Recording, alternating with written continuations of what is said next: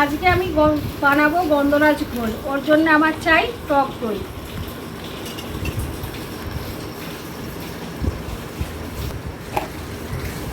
এই যে টক দই নিয়ে নিলাম। এবারে দেবো এতে পরিমাণ মতন চিনি।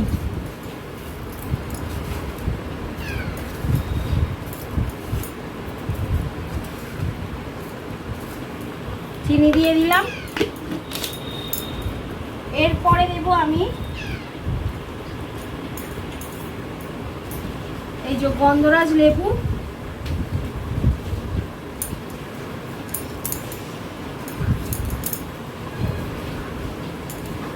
রস।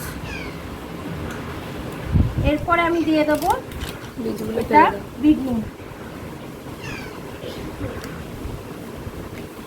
এবার এটাকে ভালোভাবে আমি ফেটিয়ে নেব।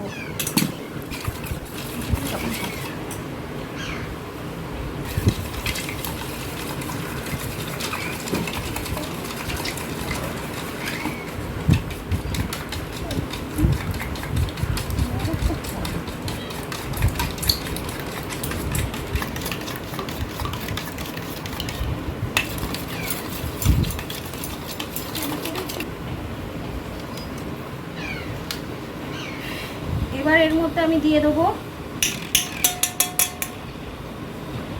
বরফ।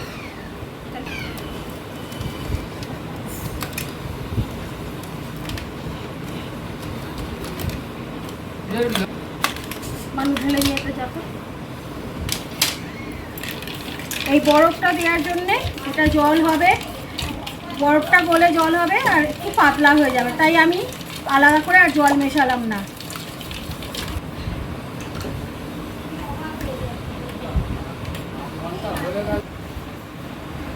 এই যে আমার রেডি গন্ধরাজ ঘোল।